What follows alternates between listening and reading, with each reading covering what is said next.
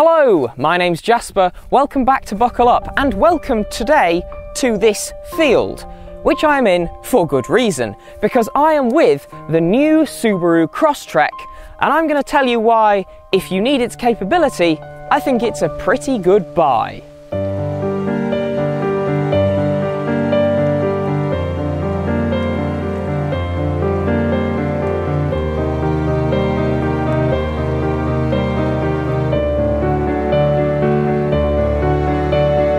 The Crosstrek replaces Subaru's previous model like this, the XV, and what it aims to do is bring a lot of off-road capability to the family crossover hatchback segment. Now that off-road utility is immediately obvious when you take a look at the front of the Crosstrek, because, well, it looks like one. You've got a raised front profile with plenty of black plastic, chunky cladding, which really gives you the impression of this being a capable off-roader. It comes with an 18-degree approach angle, which is not something to be sniffed at in this segment. Now the front of the Crosstrek looks pretty sharp, but quite tame, because it sits with Subaru's roots, with a large plastic grille, large Subaru badge, you've got headlamp washers, full LED headlamp clusters, and then some quite deep sculpting elements to the bodywork.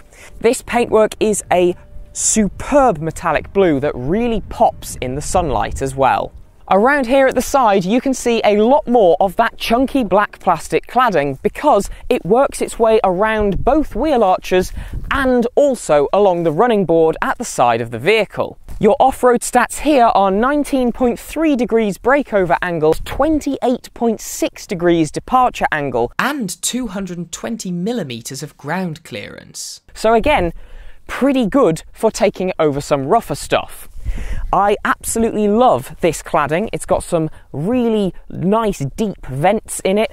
And something else that tells you that this car doesn't mess about when it comes to the rougher stuff is your factory fit tyres are Michelin Cross Climates. With this car being the touring spec, I get black plastic covers on my wing mirrors and these diamond cut 18-inch alloy wheels, which look fantastic but also leave a good amount of sidewall, meaning that this should be pretty comfortable. I've also got some proper roof bars which add to that utility element that this car aims to provide. And then as we move around to the back, you'll see we've got tinted glass for the rear windows and some pretty chunky light clusters, as well as a fuel flap, despite this badge here, which says E-Boxer on it. Not only do those light clusters curve around from the side of the car to the back, but of course your chunky black plastic cladding does as well, even with some kind of diffuser styling elements in it. Now obviously this is not a sports car, and its styling does pretty much tell you that. In this case, it is a Subaru with its symmetrical all-wheel drive system, and this model is the Crosstrek with the E-Boxer power plant. And what that means is that yes, I do still have a Boxer engine, but I've got some mild hybrid assistance in the form of a small electric motor and battery pack. Now, because of that battery pack, I do have a slight downturn on boot capacity versus the outgoing XV. And that means that if I open this, I've got 315 litres of space back here. If I fold the rear seats down, I do get over 1,300 litres of space. Despite the Crosstrek being behind some of its closest rivals in terms of boot space, it absolutely beats them out in terms of utility. So if you need that all-wheel drive system, it's a no-brainer. It's a great wide open flat space that's at the perfect height, there's very little load lip, and you've got a couple of tie down points for a net and a lovely roll top parcel shelf to cover over anything you've got back here. There is a tiny amount of under boot floor storage at the back edge here, but all that's got in it really is my can of tyre goop, because further that way you're looking at your rear differential and a little bit further your battery pack. Now the cabin of the Crosstrek is a little bit funky because it takes some of that off-road roughy-tufty nature that you see on the outside of the car and brings it inside. And I say that because I've got some pretty tough feeling materials on the door card, but they suit the character of the car very well. The seats that you sit on though are not tough at all. They're clad in this lovely vegan leather. The foam is nice and squidgy and they feel pretty supportive. In terms of rear passenger space as well, I'm pretty well off. My head does not touch the ceiling. I am about 173 centimetres or 5 feet 7.5 for reference, and sitting behind my own driver's position, I've got a lot of knee room and a good amount of headroom here. Now, if I were taller and if the driver were taller, my legroom would be encroached upon, but the seats do sit nice and high, so there's definitely somewhere to tuck your feet underneath, and there is also probably space for me to be nearly 6 feet tall and still just about be comfortable back here. In terms of practical touches, what have I got back here? Well, my door card has a decently sized cup holder in it that will take a reusable bottle of water, as well as a little area behind that. I've got a big chunky grab handle to close it, where I could also put my phone, and then in the centre down here, I've got a USB Type-C and a USB Type-A port for charging mobile devices. If I fold down this armrest, I've got a pair of cup holders in here, and this is the perfect height to get comfortable. The outer rear seats both have Isofix points behind fold-down plastic clips, and the seats fold in a 60/40 configuration. There is also a mat pocket on the back of the passenger seat. My only gripe is this middle seat belt is not attached directly to the seat, but instead is threaded through from the back corner of the car, but at least it's not a roof-mounted belt.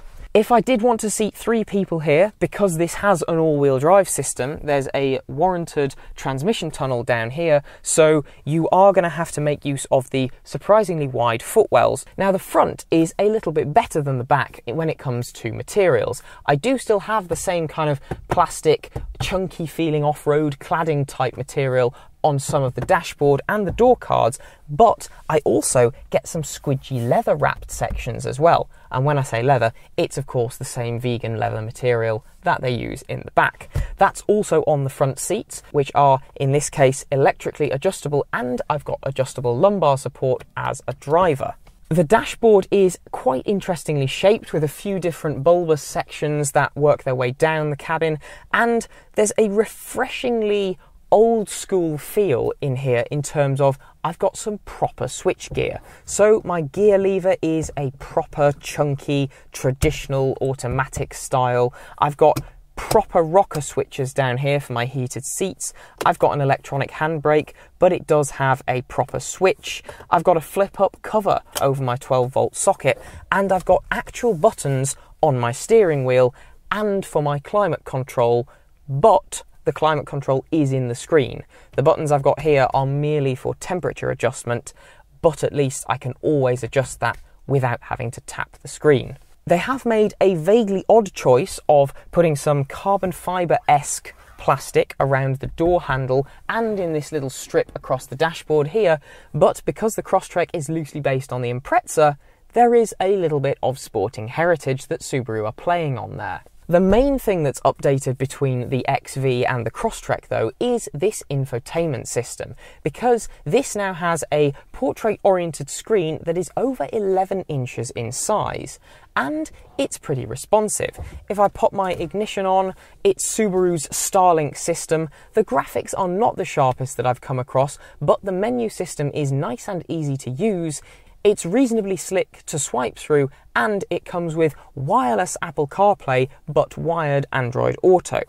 There are a USB Type-C and USB Type-A slot, as well as a 3.5mm aux connection down here. When's the last time you saw one of those in a brand new car? If you step up to the touring spec, which this is, you get built-in navigation and a tilt-slide sunroof, which again has refreshingly old-school rocker switches on the ceiling to control. The built-in sat-nav system is from TomTom. It's reasonably responsive, pretty good at finding your addresses, and you can even search a What 3 Words location in it. The map or CarPlay information is only displayed in the central section of the screen, meaning the top of it always displays your driver shortcuts and the bottom of it will always have some climate settings down there.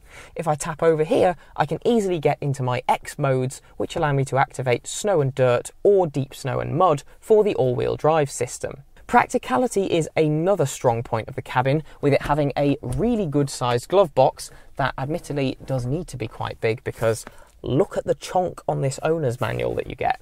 that will be going in the boot or in a cupboard at home for me, I think. You've also got a shelf underneath the infotainment stack, and that's where you can put your phone if you've plugged it in, or you can put your phone in this cubby down here. I've got a pair of good-sized cup holders in the centre console. I've got an armrest which has a really large cubby underneath it and a nice squidgy place for me to rest my elbow. And then in the door card, I've got a large cup holder that will take a reusable bottle of water, as well as a bit of a cubby behind that. I'm now driving the Subaru Crosstrek, and I'm going to start with the powertrain. This has Subaru's e-Boxer powertrain, and what that means in this case is a 2-litre normally aspirated petrol engine in a Boxer configuration, 4 cylinders, doing that, and that produces 136 horsepower and 182 newton meters of torque. The E tells me that it has a small electric motor set up in a mild hybrid system, and that electric motor gives you about 14 or 15 horsepower in addition to the ICE power plant. The electric motor will sometimes do your initial set-off, and because it's a very mild hybrid powertrain, you won't particularly drive very far on electric mode alone, but when you're coasting or going downhill, the engine will cut out and you'll get the little EV lamp in the gauge cluster letting you know your engine is off and you are gliding along on electric power alone. The motor is not really powerful enough to drive the car under anything but a kind of walking pace creep scenario, so the engine will cut back in pretty frequently. That 136 horsepower and 182 newton meters of torque is enough to take the Crosstrek from 0 to 62 miles an hour in a rather leisurely 10.8 seconds. So this car is absolutely not a sports car. What this car does have though is Subaru's symmetric all-wheel drive system, which means that this car will actually go a hell of a lot further than you may think it can. That symmetric all-wheel drive system is because you've got the Boxer engine and equal length half shafts, so that means that it helps eliminate torque steer, not that you'll get a lot of it with the amount of torque this produces, and it also means that it's pretty capable when it comes to dealing with rougher stuff. The engine and electric motor feed power to all 4 wheels because it's a permanent all-wheel drive setup, and that power is fed through Subaru's Lineartronic CVT system. It's called Lineartronic because it aims to give you a tremendously linear application of power even when you put your foot down, and that is the case. But that also means that, yes, it's not particularly engaging to put your foot down in. Now, there is enough power for the drive, but it's not a quick car, so don't be fooled into thinking that it's some kind of sporty hatchback. It's not. It's a crossover with enough power, but that's about it. The Lineartronic system is a chain type CVT, but it also has, and this is Subaru's element which makes it very good for off-roading, it has a traditional torque converter that sits between the engine and the CVT. Now, as soon as you're moving quickly, this torque converter becomes locked and it's essentially direct drive through to the CVT, but the torque converter really comes into its own when you're doing low speed maneuvering or off-roading, because it allows some inherent slip to be built into the drivetrain, and that means that the car is fantastically controllable at low speeds. It's also fantastically controllable on-road at high speeds. The suspension in this is relatively firm, but you get a good amount of squidge from those tyres because of the decent sidewall, and it doesn't roll too much in corners, so the handling is solid, dependable, predictable, but not necessarily fun. The CVT element of the drivetrain does unfortunately mean that if you put your foot down, you do get a bit of a droning noise coming through to the cabin, but in all other drive cases, it's pretty much silent. The engine is pretty eager to rev up to the higher rev range if you demand a lot of power from it, but in all normal driving circumstances, it hums away very quietly in the background. The car is pretty good at isolating you from road noise. There's not a great deal of tyre noise despite the cross-climate tyres that come as standard, and there's not a great deal of wind noise. The visibility forwards and to the side is really good, and to be honest, even through the slightly tilted rear screen, it's pretty good as well. If you have rear passengers, obviously, you will start to see a little bit less through that back screen. One area that this car is really good in is safety tech, and that's because Subaru give you a lot as standard. This comes with auto emergency braking, front collision warning, blind spot monitoring, lane keep assist, and fully adaptive cruise control, so it's safe to say that Subaru's eyesight system will definitely look after you and your passengers. If you've got to get somewhere where you know road conditions are going to be poor, so say somewhere rural like this, you're going to come across a lot of snow potentially, some icy patches, or some really just rubbish surfaces. Say you regularly have to get up and down a poor, muddy, rutty farm track. This kind of car will get you there. It just will. Subarus are known for how well they cope with poor road conditions, and there's a reason for that. They're very good at dealing with them. The powertrain that they have, the symmetrical all-wheel drive system, coupled with that Lineartronic CVT, mean that it will just get you through difficult terrain.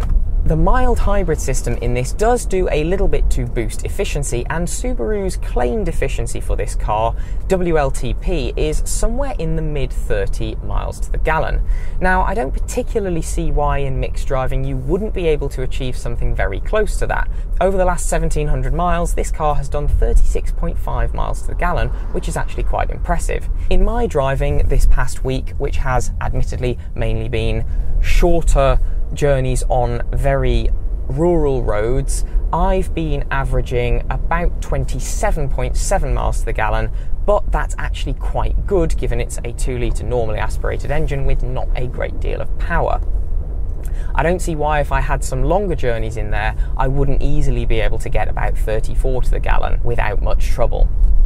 I think though it's time to do a conclusion. So that sums up the Subaru Crosstrek. While it may be slightly behind its rivals in terms of power and practicality, it's absolutely miles ahead of them when it comes to capability. It really does deliver when it comes to its elements of tech and the ability to get you where you need to go, irrespective of how poor that road surface may be. So if you regularly need to travel somewhere that involves a bit of off-road driving or over some really rubbish surfaces, the Subaru Crosstrek is absolutely worth you spending your money on. Thank you so much for watching today's video. If you have enjoyed it, please do let me know by liking, commenting, and most importantly, subscribing to the Buckle Up YouTube channel. There are a few different ways you can support us, the first of which is our merch store, which is linked in the description below, so go and buy yourself a nice t-shirt with our logo on it. The second is our social media. They are all linked in the description as well, so please do go and follow us there. The third is channel memberships, right here on YouTube. So if you'd like to become a channel member, please do consider giving us a small amount on a monthly basis. We would be very grateful. My name's Jasper, you've been watching Buckle Up, and I will see you in the next one. Bye! Because it works its way around... Ow. Oh.